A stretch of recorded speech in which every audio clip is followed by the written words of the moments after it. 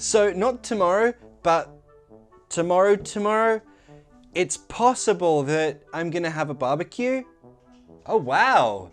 And do you think that will happen? What are the chances? I don't know. I'm preparing everything carefully, but I don't want something bad to happen unexpectedly. I'm very excited to go to your barbecue. We need to learn more expressions to talk about the future. Yeah, I'm very excited. Morning everyone, how are you? We need to learn more expressions to talk about the future. All right, cool.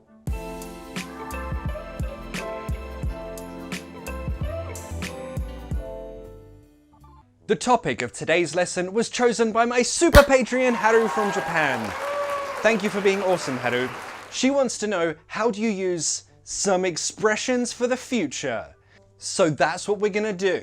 And if you want to request your very own PaPa Teach Me lesson, you can do so by becoming my Patreon. The link is in the description. Okay, first of all, tomorrow. I know a few languages have just one word for this, but not in English. No, we just have to say the day after tomorrow. I know, it's stupid.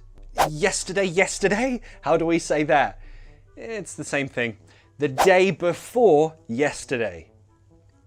Or you can say a couple of days ago. The meaning is the same.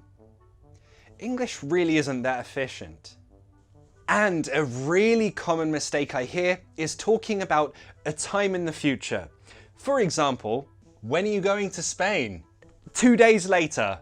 Can you see the mistake here? In 2 days. When you want to say a time in the future from now, use the preposition in and then the time. In 2 weeks, in 2 months, in 2 years, blah, blah, blah, blah, blah. Okay, so question for you. When do you think you're gonna come to London? Remember, time from now, in the future, in blah, blah, blah. Write your answer in the comments. Also, this whole video, I'm going to give you an opportunity to practice everything. Your vocabulary is going to be crazy awesome after today. Okay, expressions that you'll need to talk about the future. First, things which are possible, possibilities, or expectations. For example, your friend returned from his date with Maria. It's always Maria. And you want to know, how was your date? And you want to know, is there going to be a second date? Is a second date possible, expected, what?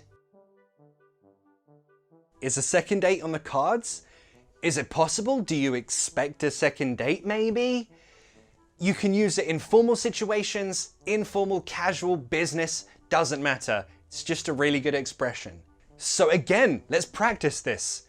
Do you think that traveling outside of your country is on the cards this year? For me, in England,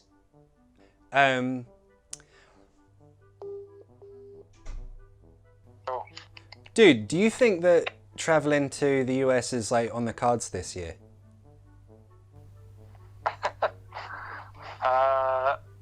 I don't know.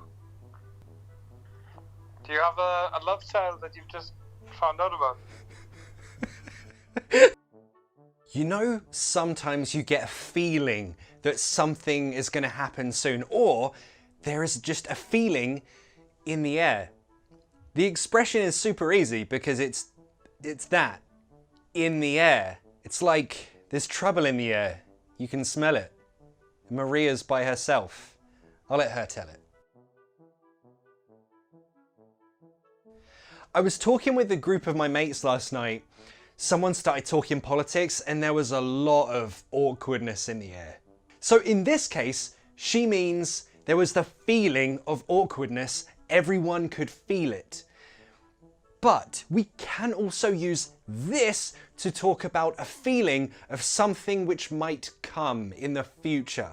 There's trouble in the air. I can feel that trouble is coming. Other more famous examples would be, love is in the air, like that annoying song, which I don't have copyright for. Or I can feel it coming in the air tonight from that other song, which is great, which I also don't have copyright for. Again, it's just a feeling. But if you add the preposition up before that sentence, the meaning changes completely. I'll give you an example. Listen carefully to how I say it. Hey, how are your travel plans for Brazil next month? Are you still going?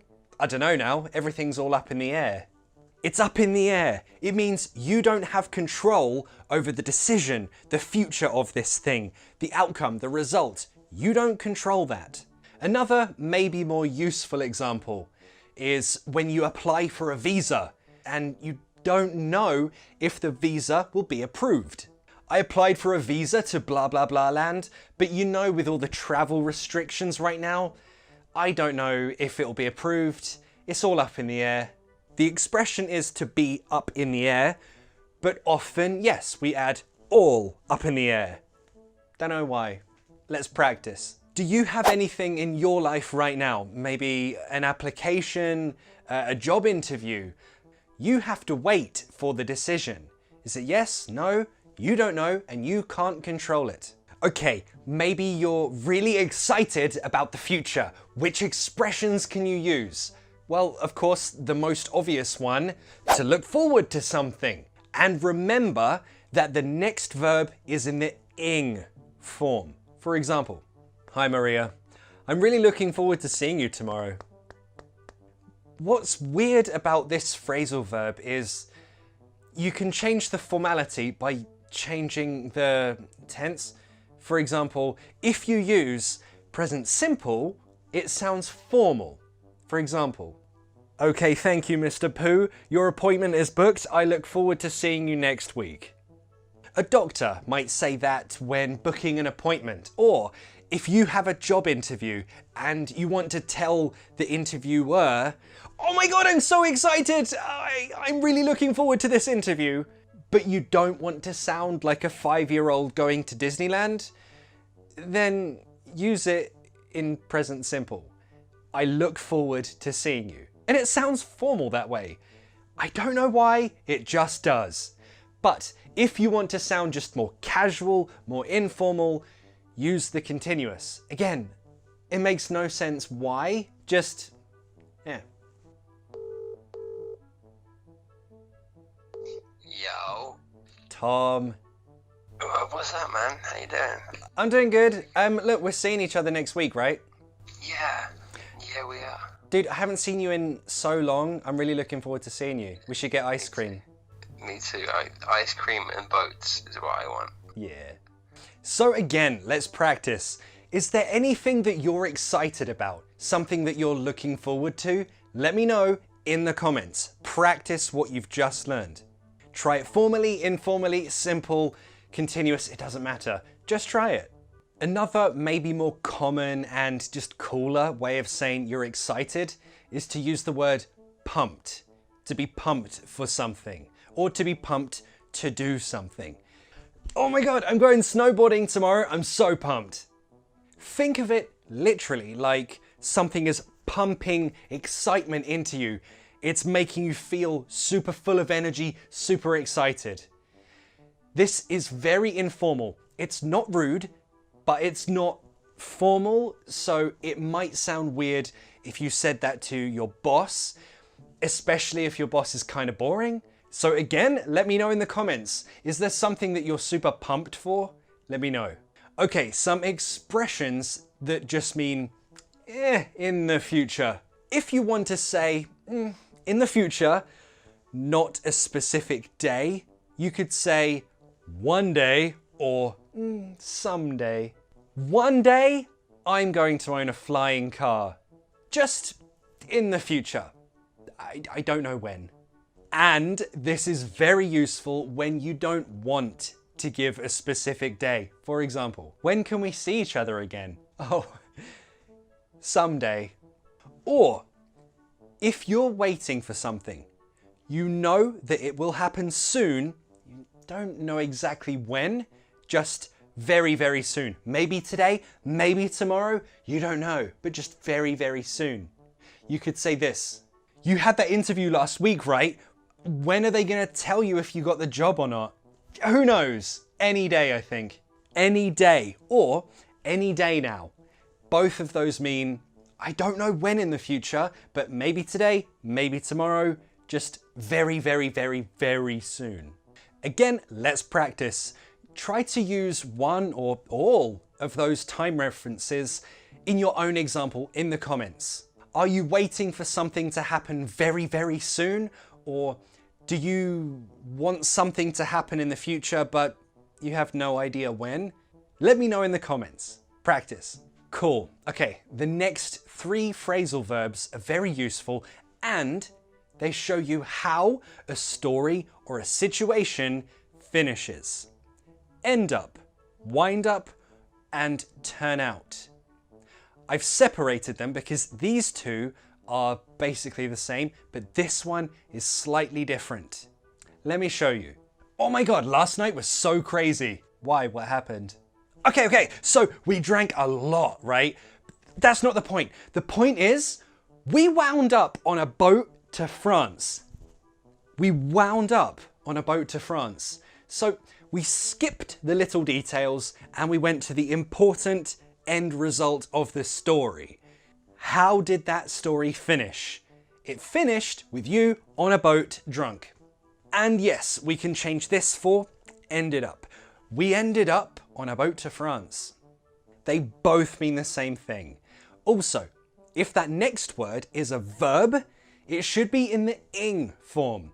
Yeah, we wound up going to France. What did you do last night? We were thinking of going out, but we couldn't decide where to go, so we wound up staying home. And turn out. Yes, it talks about how a story or a situation finishes, but specifically, it's talking about some new information, something you didn't know, and you're like, what? For example, last night you met a girl and you went dancing, but then everyone started taking videos and photos. She was famous. You didn't know that. That's new information to you. So you can say this. I went dancing with this girl last night. She turned out to be super famous. I didn't even know. And notice, she turned out to be famous, not she turned out being. To infinitive. So let's practice this. How was your last date with someone? What happened in the end? Did you end up getting married? Did they turn out to be a bad person? What did you wind up doing on your first date? That's a dangerous question. A good one though, so practice it. Answer it in the comments. Oh, another super useful phrasal verb. I've taught this a few times before, but it's very useful and you should know it. Now, maybe something will happen or appear suddenly or unexpectedly. Use the phrasal verb come up like this. Okay, I'm gonna have a barbecue on Saturday. I think I planned it well, but I don't want any problems to come up last minute, so is anyone a vegetarian? You are. Brilliant. Glad I asked. You don't want a problem to appear suddenly or unexpectedly. Come up. Probably the most common and most useful use of come up is when you want to cancel a plan, but you don't want to give a reason why you're canceling. You just want to say, something happened. I didn't expect it, but bye. So that's probably the most useful. Hello? Yeah, what now? No, I can't, I'm filming. Okay, yeah, I'm coming. Yep, all right, yep, fine.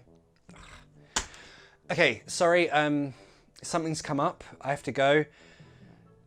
Okay, basically, I was super pumped about the whole space tourism thing that I applied for a space visa. That was the space visa people. I don't know if they're going to approve my visa or not. It's all kind of up in the air, but I'll probably wind up staying in London. Anyway, I have another video coming any day now. So thanks again to my super Patreon Haru from Japan for requesting today's lesson. And remember, if you want to request your own lesson, you can do so by joining my Patreon. The link is in the description. You can also get worksheets to practice some of my favorite videos, remember the vocabulary, and get some extra English practice. And I'll see you in the next class.